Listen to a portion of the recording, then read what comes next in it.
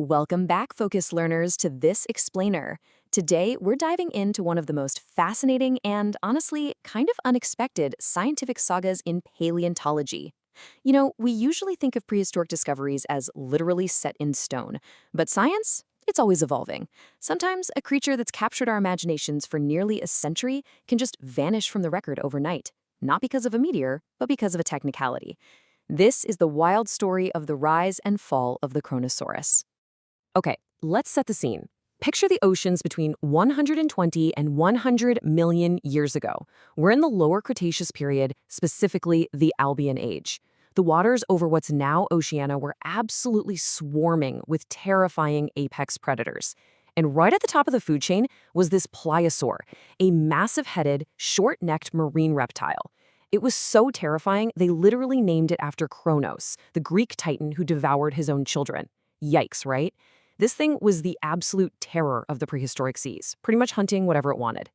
And to really get why this creature became such a legend, you gotta understand its sheer scale. It reached an impressive 11 meters in length. Just to put that into perspective for a second, that is roughly the length of a standard city bus. Just imagine a creature that size, driven by 4 massive flippers, just gliding effortlessly through the ocean depths. Absolutely wild. But wait, it wasn't just long. It was incredibly robust. We're talking a staggering 10 tons in weight. All that bulk was packed into this sleek, hydrodynamic body tipped with a massive skull full of thick, sharp, conical teeth. It was the undisputed king of its environment, built from the ground up for total aquatic dominance. So here's the timeline we're tracking today. We'll start with the very first fragment found in 1899, hit its official naming in 1924, jump over to a massive Colombian discovery in 1977, and finally unpack that major 2021 taxonomic shakeup. Let's get into it. Part 1. A discovery in Australia. The humble beginnings of a legend. All right, let's rewind the clock to the late 19th century to see exactly how this whole legend kicked off. The year is 1899. A guy named Andrew Crombie is out in Huggenden, Queensland, and he stumbles upon something unusual. Now, it wasn't some pristine, museum-ready skeleton. Actually, it was pretty unassuming.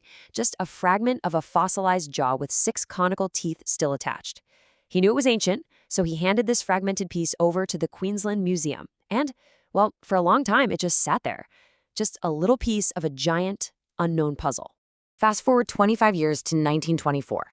The museum director at the time, Heber Longman, takes a closer look at this fragment and formally describes it. So here is the crucial point. Longman declared this specific, small jaw fragment to be the holotype for a brand new species he named Kronosaurus queenslandicus. If you're not familiar, in paleontology, a holotype is essentially the foundational ID card for a species. It's the one physical specimen that forever anchors the name. And this is where things get really exciting. From 1929 onwards, paleontologists started digging up much more complete, totally spectacular fossils in that exact same area of Queensland. Because they were in the same region and clearly belonged to a massive pliosaur, everyone confidently assigned them to the Kronosaurus name. The most famous example is this absolute beauty, the stunning Harvard pliosaur skeleton. So the identity of Kronosaurus was really being fleshed out, literally, by these vastly better specimens. And then the Kronosaurus fame went totally global.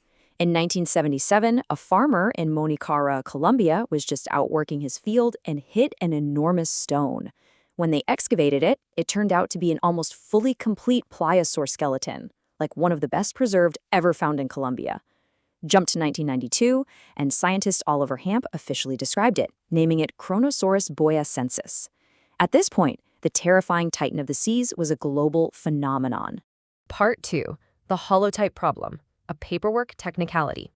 But here is where our story shifts from a triumphant march of discovery into a really tricky scientific mystery.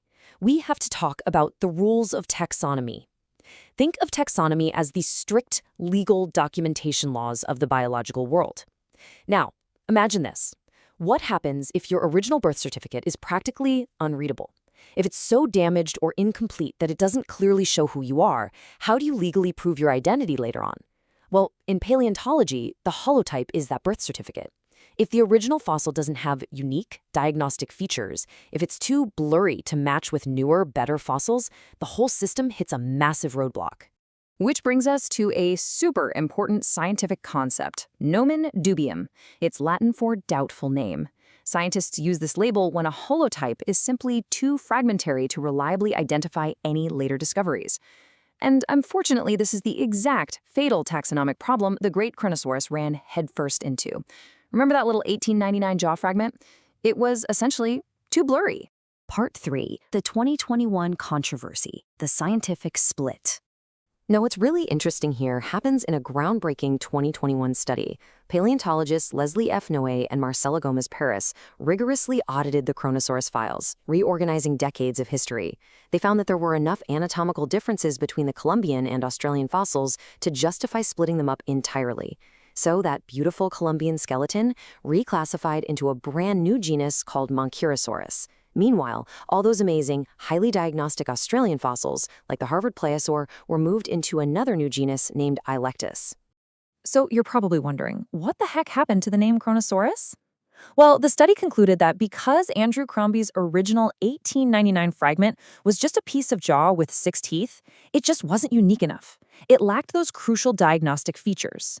Because it was too incomplete, you couldn't scientifically prove that the newer, better fossils belonged to the exact same species.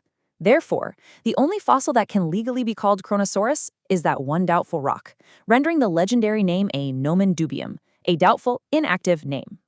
Now, as you can probably guess, erasing one of the most famous prehistoric predators from the books didn't exactly happen quietly. The paleontology community is deeply divided on this, and honestly, looking at it impartially, both sides have really strong scientific arguments. Critics of the 2021 paper, including prominent paleontologist Darren Naish, strongly disapprove of abandoning such a historically significant name. Their stance is essentially that while the strict letter of taxonomic law was followed, the spirit of scientific history was sacrificed. But the critics actually have a proposed solution to this bureaucratic nightmare. It relies on another taxonomic tool called a neotype.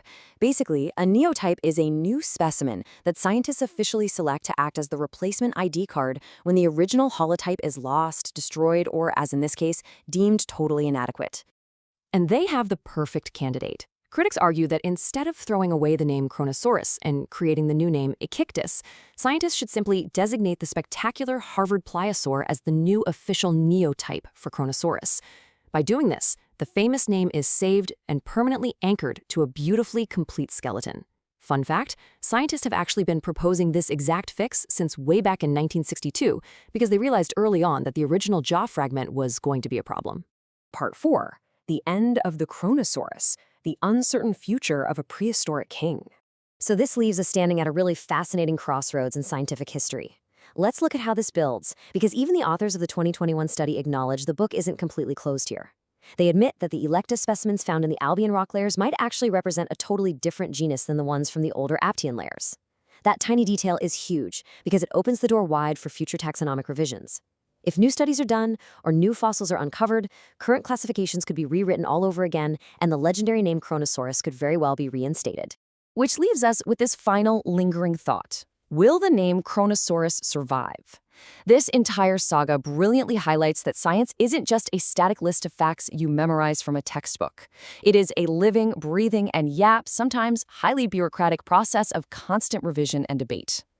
Think about it. A 10-ton apex predator can rule the oceans for millions of years, only to be taken down by a paperwork technicality 100 million years later. Mind-blowing, right? Keep your eyes on the journals, focus learners, because the king of the Cretaceous seas might just make a comeback. Thanks for joining me on this explainer, and I'll catch you on the next one.